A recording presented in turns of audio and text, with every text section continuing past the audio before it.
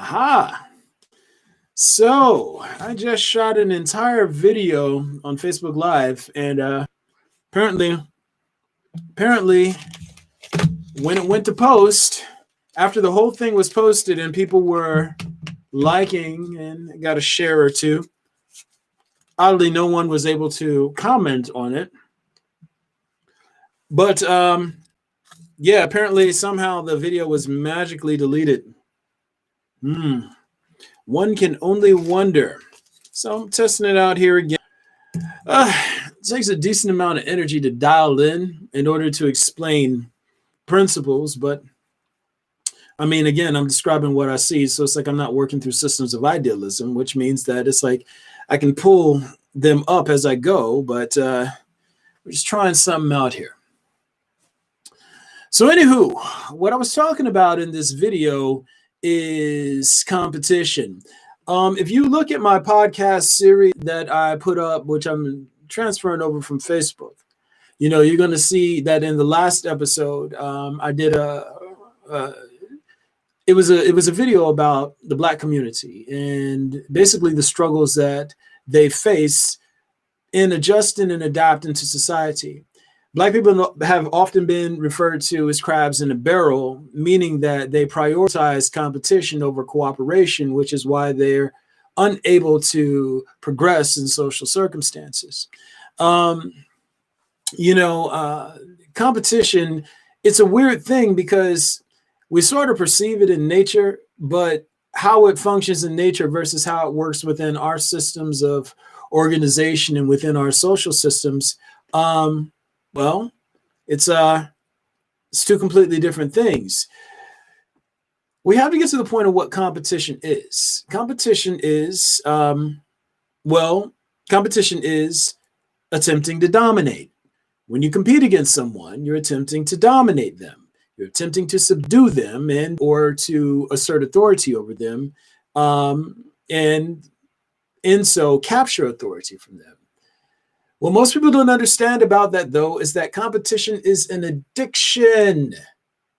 You heard me talk about this in the last podcast, but there's this sort of figurehead, this triune figurehead of there's this sort of triune figurehead in sort of idealism, and especially with respect to corrupt and or parasitic beings. All right. And that is competition, aggression, and narcissism. These three things go hand in hand. They're inextricably bound. So if you're aggressive, then you're narcissistic and competitive. If you're competitive, then you're narcissistic and aggressive. If you're aggressive, then you're, competitive and narcissistic. They all work mutually dependent of each other. And the reason why it's important to mention this is because, competition, it's very much a type of addiction. So, for instance, when you look at something like, let's say a person who's addicted to gambling, right? Gambling is an addiction, okay? But it's an addiction to what? It's an addiction to competing values. It's an addiction to seeing which value will dominate and or dominating against the odds of which value will ultimately dominate. I'm mad because I put so much into explaining all these principles before, and I'm trying not to let my frustration get the best of me here. But a lot of this really boils down to the mechanism behind the ego parasite, right? So most people don't understand what ego is. The ego is literally a physical parasite that's sort of hardwired into the human brain. It's concentrated in the frontal lobes regions and spread throughout the autonomic nervous system. This parasite, it subsists on hormones and neurotransmitters produced by the human body, produced by the hypothalamus and whatnot. So, and also within the gut. So, for instance, I skipped over a point in saying that. So, the ego parasite is responsible for the phenomenon that humans refer to as perception. Perception is the ego's thought process. It is basically how it assesses reality via accessing the sort of sensory inputs of the human host. All right. So when you perceive, it isn't actually your mind that's perceiving. It's something that's collecting sensory data and input and conceptual data and input from your host shell, right? It's a secondary thought process. The ego parasite, it uses perception to distort how reality is experienced within the mind of the human host. Sort of like a 5-second delay, right? And I won't say a 5-second delay, but it's like 5 millisecond delay or something like that. And within that small delay, it either it basically edits information taken in through the sensory faculties. So it uses its editing process to either create phantasmic experiences and shit like that, or to suppress and block out information in the human host from consuming, organizing, and processing information, ideas, and expressions in real time. All right. So ego uses perception to block the human host's ability to process information autonomously. Now, once it gets hold of this information, right, it skews information in the human mind towards ultimately getting them to pursue and indulge in substances and behaviors that will force their bodies to produce higher levels of hormones and neurotransmitters for it to subsist on. Okay, so this explains the phenomenon of addiction. So, for instance, let's say the ego parasite, it wants insulin, right? Well, it'll trick the human host into believing that they want sweet and fatty foods. All right. Let's say the ego parasite, it wants oxytocin and vasopressin. Well, it can trick the human host into believing that it's hungry for sex or starved for attention and affection. Let's say that it wants something like cortisol. Well, it can make a person believe that they're addicted to pain, or it can use combinations of those things. So let's say that it's like it wants oxytocin, vasopressin, and cortisol. It can make a person believe that they want S&M and they want to be dominated and injured during sex. Problem is, parasites have no concern and no love for the hosts that they use. The only thing that they want is to consume, usually at the expense of the host. Pretty much always at the expense of the host. That's what parasitism is, a symbiotic, non-mutual relationship between species wherein one benefits and lives at the expense of the other. So the ego parasite does not give a shit about you. The only thing that it cares about is its food source. And because it doesn't care about you, it will throw you away in order to get its high. It'll throw you away in order to get its high. It's problematic. Which brings us back to the point of competition being an addiction. Asserting authority, capturing authority, and or competing, it's a type of addiction. People get into, if you ever come to my Facebook page, you'll see all of these people come to me with all their animus and their rage, and they're always, trying to subdue me and defeat me and all this other extra shit, right? The reason they try to do this is because they want to dominate me. It's like, and this is what I was saying in the last video. They're addicted.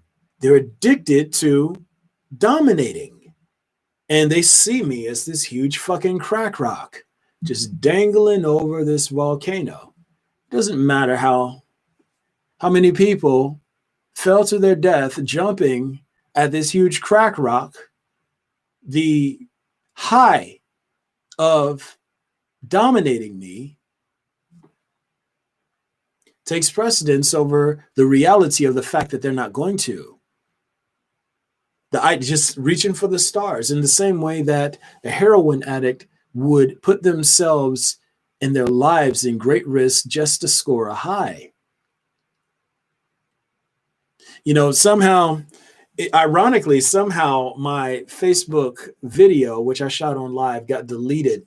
It said something went wrong, and all of a sudden it was gone from sight, even though several people had, liked and One person even shared the video. Well, the point of it was very simply that somebody behind the scenes, more than likely, was trying to compete against me. They're trying to compete against reality, trying to speak, which is bad. It comes with huge consequences. Huge consequences. And I know that humans don't regard those right now because you're kind of like, show me or I don't believe you. I get that. But even still, it's bad. It's bad. But these people are sort of individuals who might, and I want to frame that properly in saying individuals who might be involved in such things. They're competing because they're adhering to an addiction. Look here, the more that you compete, hey, I'm sorry. Do they get high from just from the effort of competing? Yes, they do. So have you ever looked at someone who's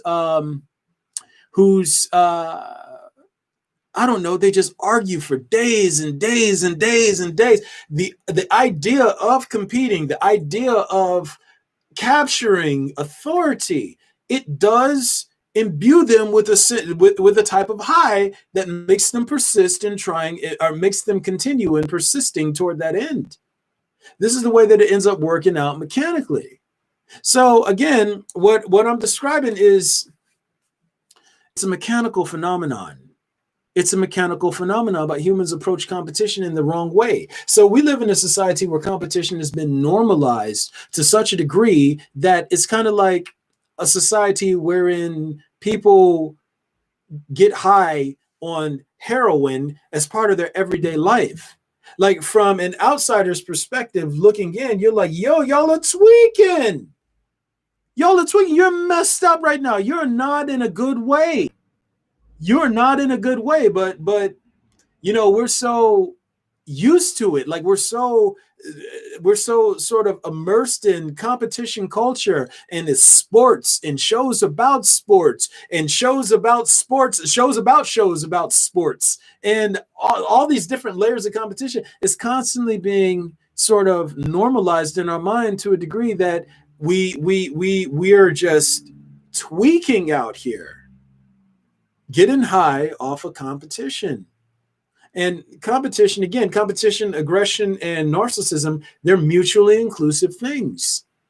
You see, the more that you compete and the more that you aggress is the more that you dial into the inner story.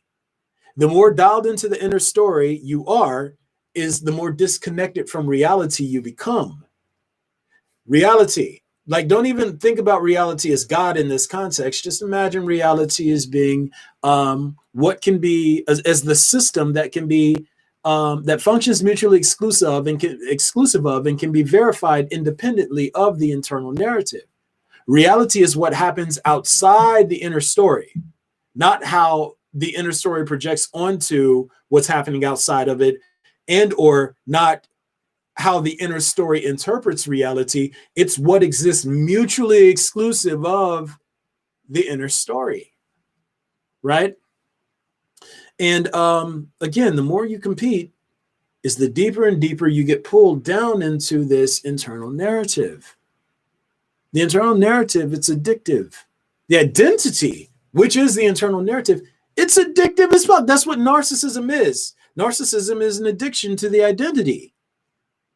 This entire time we go around and we're of the impression that, you know, these things are essential. It's kind of like a person, again, just being raised around a bunch of heroin addicts, coming to think that heroin is essential to life. We think competition is essential to life. We think narcissism is essential to life when none of these things ever do anything for us but give us a temporary high. A high that is easily threatened and stripped away.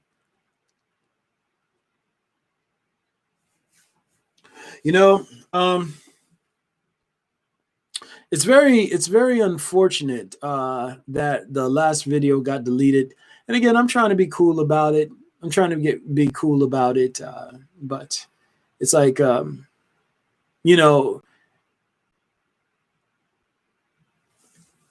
people try to compete against me so often that, especially those who kind of work behind the shadows, that it's kind of hard to not jump to that conclusion when something glitches or goes wrong by way of report. Like, I know that it's controlled. I know that somebody is behind the scenes doing shit, usually. But it all boils down to this very simple concept that I keep doubling back to: competition.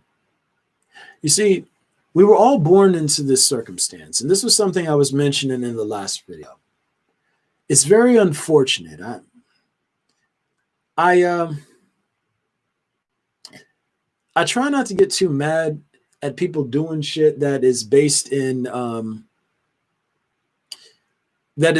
competition, because I know that they're tweaking, and I know that they were all born into this circumstance. We were all born into a race. Those of us who were born ahead in the race, we were dropped in the front and we were given batons and told to run as fast as we can and to stay ahead of those who are behind us. And those who were born behind were given a baton and told to run as fast as they can and catch up to and surpass those in front. So we were all born into this race. And if you're sort of dialed into the internal narrative and or into your identity, then the only thing that matters is competing and winning. The only thing that matters is getting the high. If you're, sort of synced up with reality and you start realizing that you never chose to race and you never determined what the finish line was or whether or not you were moving towards a trap or towards a positive outcome, if you never stop competing, you never sync up with reality. You never get a chance to assess what's actually going on. So I might be bouncing around everywhere on this because, again, it's like, I think I was a little bit more dialed in on the last video, and right now I'm sort of having to fight through my annoyance at what transpired there. But at the end of the day, competition is an addiction. The more you indulge it, is the more powerful it becomes. The more powerful it becomes, the more it draws you into the internal narrative and the more it divorces you from reality. The more divorced from reality you become is the more psychotic you become. The more easily you are to trigger and or push into a state of cognitive dissonance.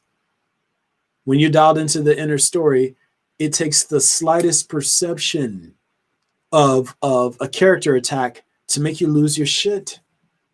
It makes your mind weak and frail. It makes your mind weak and frail. It's even worse when you try to compete against reality, though. You see, reality doesn't play that shit. It doesn't care about the systems of agreements humans create among themselves.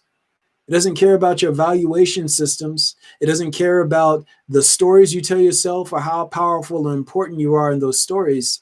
It existed as a system long before humanity and long before the entity from which they derive. Long before the species that entity is a defunct life form belonging to.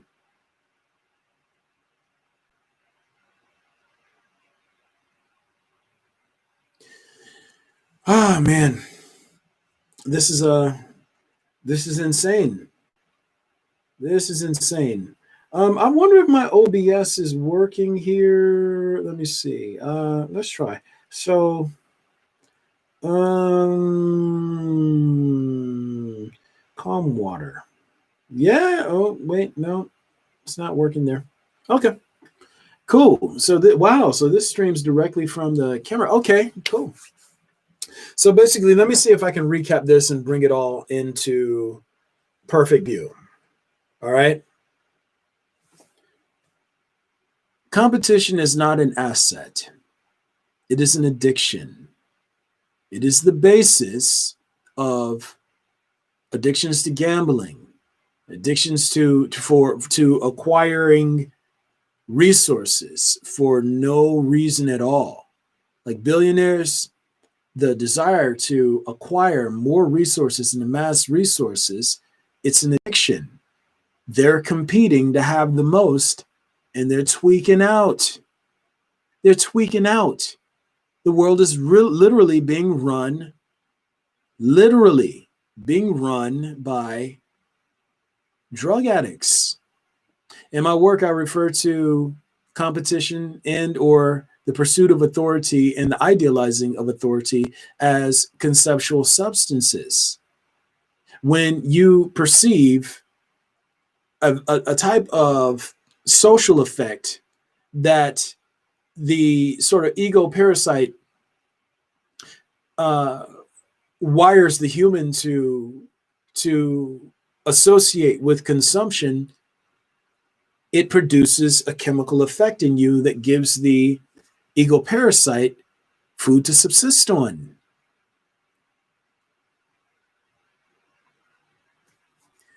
It's all mechanical, guys. The more you practice competing is the dumber you become. It's the more aggressive you become. It's the more narcissistic you become, because it's the more divorced from reality you become.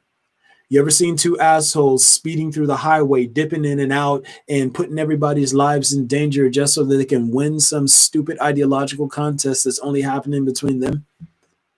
That's what competition does in general. It makes you dumb. It doesn't make you smarter. It doesn't make you more capable. It makes you dumb. Even now, the people who try to compete against me, directly to me, or behind my back and from behind the shadows, they're doing dumb things because they're aggressing against the system of reality itself. This comes with huge consequences. Reality doesn't give a shit about how you're tweaking off the idea of yourself and social power. If you make an enemy of reality, it's something it's a battle you can't win. You can't win. So yeah, man. Wow. I know that there were other points that I made in the other video. And one thing I want to do is finish talking about what addiction is. So addiction is a secondary hunger, right? So it's a secondary hunger. So when you understand the ego parasite, it feeds on hormones and neurotransmitters produced by the human body. Then you understand that what basically, in essence, what an addiction is, it's the ego parasite using perception to distort the mind and distort reality in the mind of the human host towards getting the human host to pursue and indulge in substances and behaviors that are going to feed it. So let's say, and I gave you a breakdown of how it works mechanically, but let's say you are silly enough to try, I don't know, something like methamphetamine, right? Let's say you try methamphetamine. Then all of a sudden, this ego parasite, it gets a rush of chemicals, or like let's say ecstasy. It gets a rush of chemicals, and it's like, oh man, this is what I want to be eating like. This is how much I want to be eating. This is the type of food, this is the amount of food that I want to be eating right now. So from now on, you have to get this because this is what I want. And if you don't do this, then I'm going to use your perception. I'm going to weaponize your perception against you. I'm going to weaponize your perception against you. I'm going to make you go through withdrawal symptoms. I'm going to make you feel pain and aches, and I'm going to make you feel like you're going to die. That's literally the ego parasite bullying you into pursuing the substance that produces the level of food it wants from your body.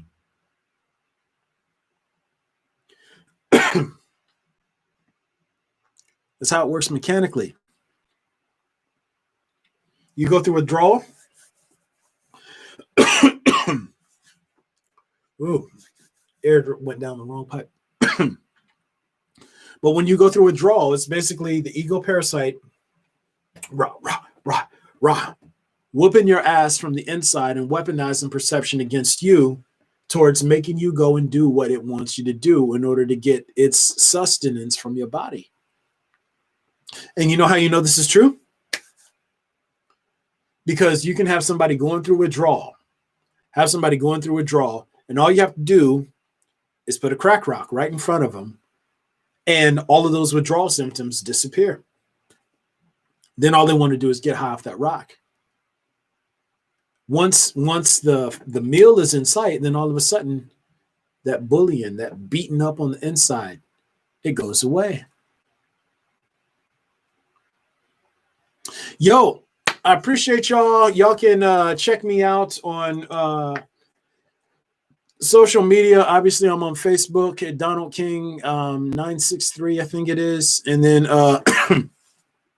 you can follow me on Instagram. And then also, if you want to be part of the Patreon family, you can kick in. I'm at Avatar Cycle XIII.